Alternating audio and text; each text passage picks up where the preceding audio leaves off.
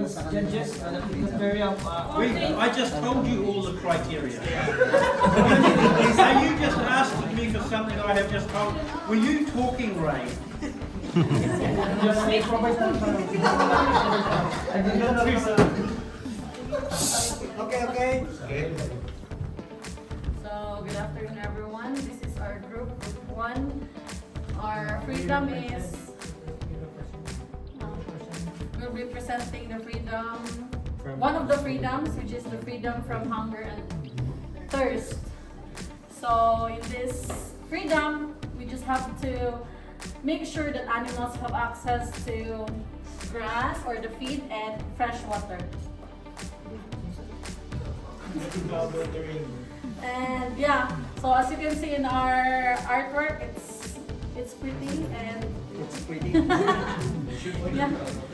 So Okay, yeah. As you can see in our artwork, it's so straightforward. We have this grass here, and then the fresh water from the mountains that we took. Nah, just kidding. And this artwork represent that we have to supply the cows with edible and enough food for them and water for them to drink. Yeah, that's all I can say. What about you? you see the water, guys. Hey guys, You see the water, it's clean, so it's free from contamination. This is distilled. Yeah, this Yeah, water. We make sure it's distilled. Yeah, free from tequila and he drink. And you see the cow is very healthy because he eat yummy grass. When you say yummy, It's all written. yeah, It has to be written. when you say yummy, there's no weeds, so clear pasture. Good. There's a house. Yeah, there's a house with the house. And this is the house of the barn, the future house of the Mission College students. And there's a rainbow also because it keep on raining last week. And the sun is happy because the sun is here now. And there's a cloud also. I like the butterflies as well. Yeah, butterflies. Yeah, for pollination of the flowers of the country.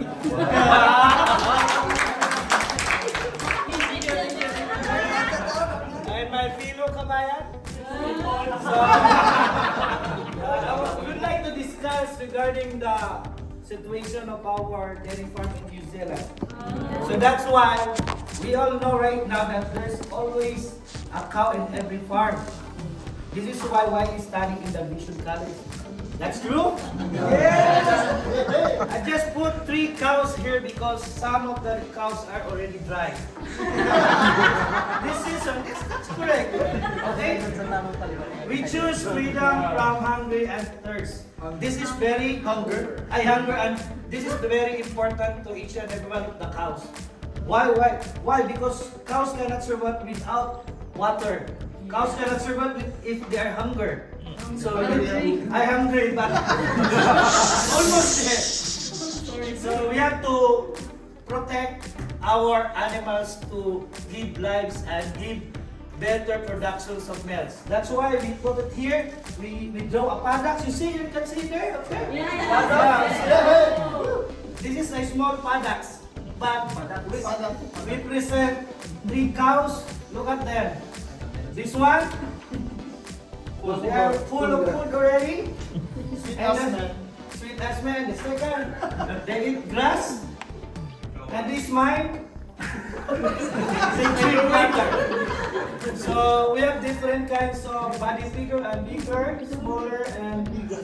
That's why if you want question about this, we must look for the betterness of our cows so that we have more monies to come. If we have more monies, our employers will give allowances. That's right?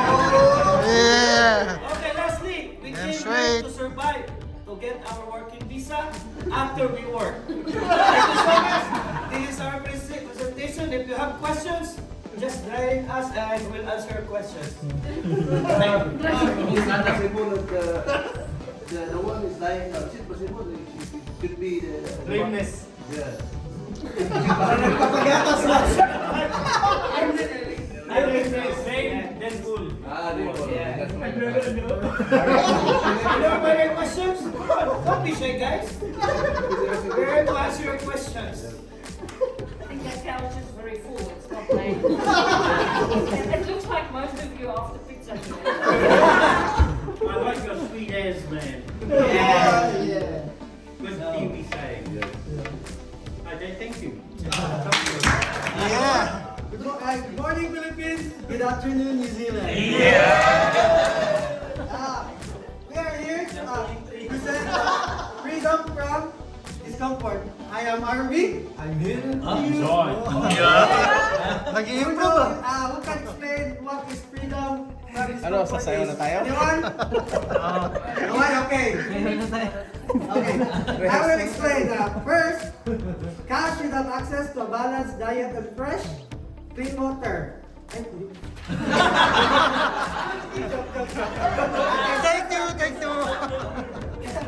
Cows should have a suitable living condition that protect them from extreme weather, overcrowding, and inadequate shelter. May script sila. Also, one way to ensure that cows have freedom from discomfort is providing them with a well-ventilated barn or shelter with comfortable beddings,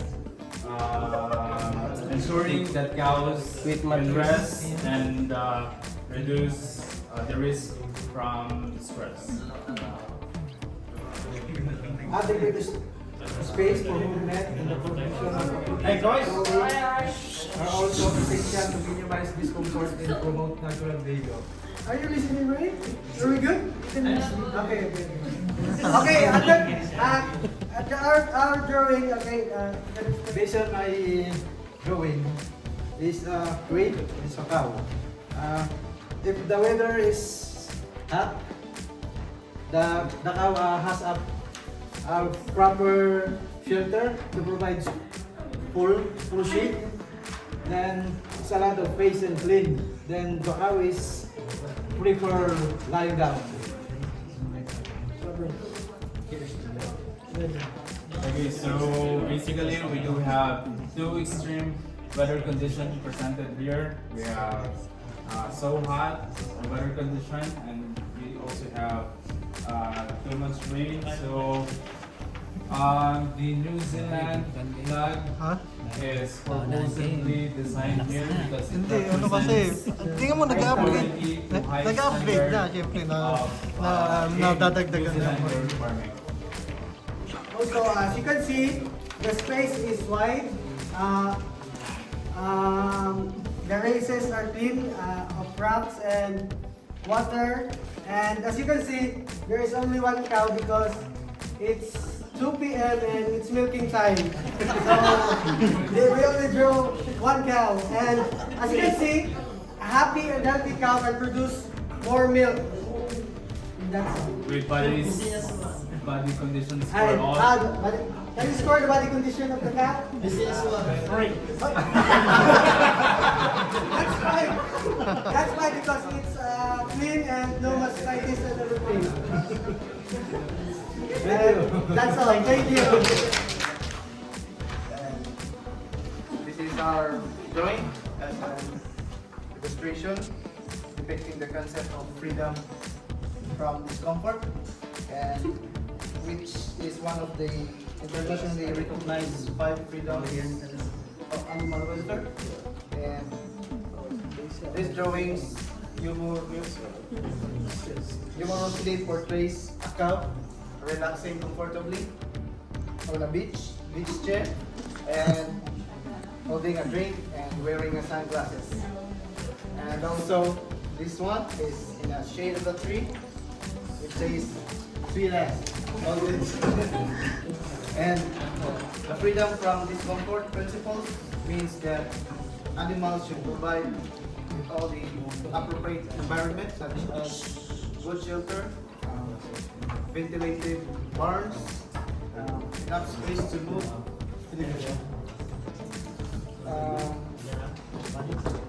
Minimize discomfort and promote natural behavior. So because of that, the farmers will have a good return, and they will earn a comfortable cow that boosts milk production and improves the herd health. And also comfortable cows enhance reproductive efficiency and making the farm profitable and efficient. And these are my group mates. Interest. Ali White. Yeah, that's all. Thank you. We're going to discuss the freedom from pain, injury, and disease. So as you can see, the cow have 5 times dosage of the penicillin. That's why it's thinking about what is happening right now. And it's kidding aside, but freedom from pain. So the veterinary always take care of the lameness. If they have it lameness, they have to prevent it to not to be injury for causing injuries, or if he's not feeling well, the vet doctor will ensure that he had the right prescriptions, right shots, and making the doctor always checks his bodies if there's anything that's a problem to the cows, and always maintain strong of the cow. As you can see, he's on steroids. So it's red and red. So I don't know if it's a she or he. So yeah. Yeah. This also represents the gay cycle of in the Philippines. So first, the parents don't want to be gay, is to be gay, and he beat them up. Right? And the next one is sleeping for the beaten up, and I think he has 50% gay. And this one is 75% gay. He really go with a parlor and the lipstick. And this one in the Philippines. He always he's still hiding in their his parents, and like Jim and Masculados, and he's still hiding, but you notice it because lipstick still gay in the Philippines. That's all. Thank you. Hello everyone, good afternoon. This is our presentation, one of the freedom from hunger. I think freedom from pain, injury, or disease. You can see our presentation. We have a hybrid cow from pig, cow, and hippo. You can see our cow have more gas in the stomach, while you can see the bandage. We put something to evaporate the gas and make comfortable the cow, and have some lame.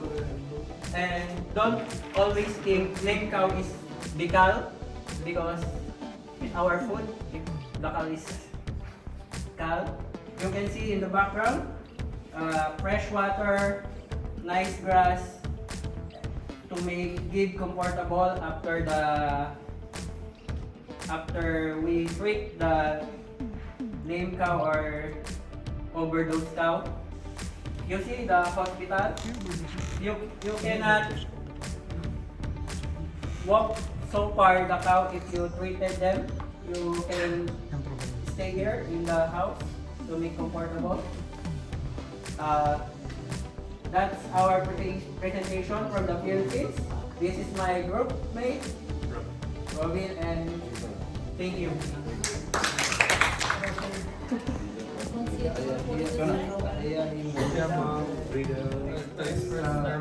Hello, good afternoon everyone. Our freedom is freedom to express normal behavior. So as you can see in our drawing, you can see that the cows are very happy in their paddock. And yeah, to express normal behavior is to be happy, like less stress. So they have all the grass that they can eat, and they're happy with their companionship with others. They are happy to express what they want to do. And also, social companionship with others. Yeah, they are symbolizing, as you can see, normal behavior is symbolized what really normal cow do. They are so happy, and I think they are thinking of something.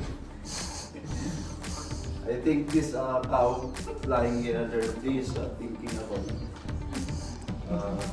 His boyfriend.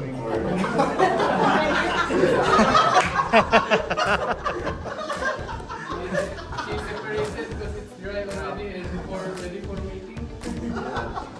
Because they are normal behavior. They are happy. That's what is realized after all. Thank you so much.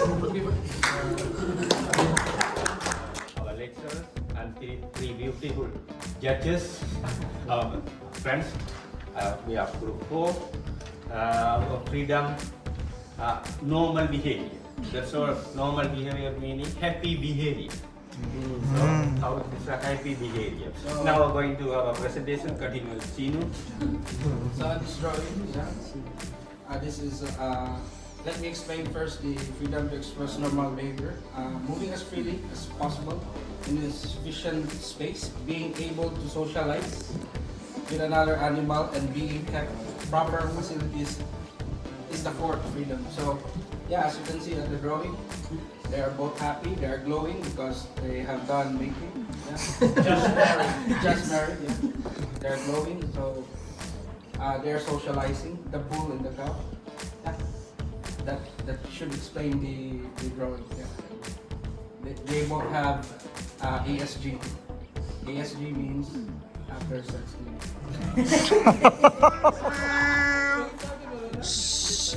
Sila muna. Okay. Good afternoon, everyone. This is Group 5 from NOS. So this is the fifth freedom from fear and distress. So as you can see, all cows here are afraid and they have fear. Okay, as you can see, let them see. Okay. For the first picture here, the cows normally they socialize. They don't want to be separate or isolate to other groups or herds. As you can see, she's so stressed. Like her eyes like bulging like that. So stressed. And then the next picture is going to Because we separate the cow, because they have a positive in mastitis. You can see that this is swollen. And the picture is the afraid. If you put cows in cow shit, don't be slapped. Don't hurt. And don't forget to slap and shout. To cow is gently come in the milking area. And then the next one, the last one, is the cows with a shock. Because if you're the farmer and you yell and shout at the cow, maybe he will be shocked, something like that. And then this one is represent as a noise. Megaphone. Behavior of a cow is they tend to be calm and they don't want to noisy or something like that. Then this one, fear, X, anxiety, X, and distress, X. And for the last part, this is the happy cow. Yeah, because a happy cow is a happy dollar for the farmers. I draw this because Wait lang! Wait lang, James. I draw this because they served my homestay. Ma'am Dom.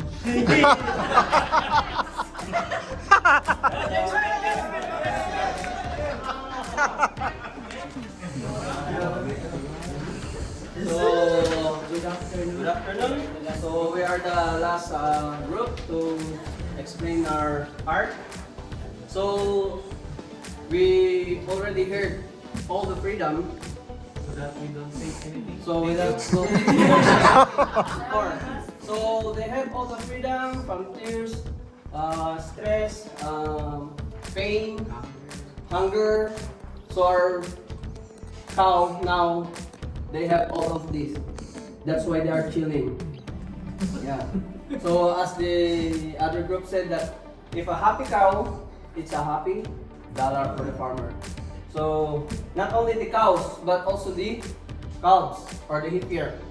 So if they're happy and all experience all the freedom, they are a good cow. Like their score in 4.5 to 5. Then if they have that, it's dollar. So dollar. If you as a student or a future farmer, so we have to think or we have to live this freedom for their cows, so that if you do these things to them, it's easy for us to, your boss gonna love you, or maybe, oh, you're promoted as a farm manager from the, from an assistant to farm manager. So this is our art, and we have this kiwi to represent the here in New Zealand, the kiwi egg. As the kiwi stretched it out. We have the freedom. We have the freedom. So, that's all. So, do you have any question? Violent reaction? No. Our cow. Are they the chocolate too? This is the whole thing, not big. That's the hilly part, level 5, I think, farm. And a palm tree.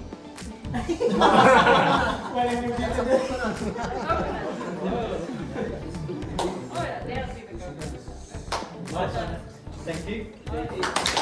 The next day. They were very, very impressed with everybody's artwork and people what they've achieved. So as you know, the criteria was on artwork as well as the presentation. So the information and learnings that they had. Okay, so without further ado, number 1. Hooray! That one. So this was the first place. Hooray!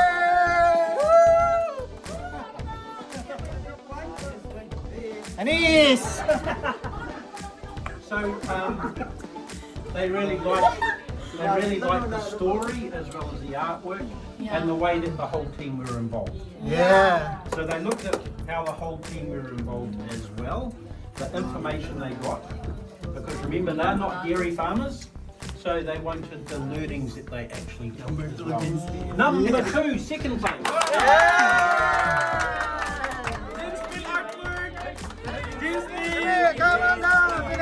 I'd just like to say, both my classroom.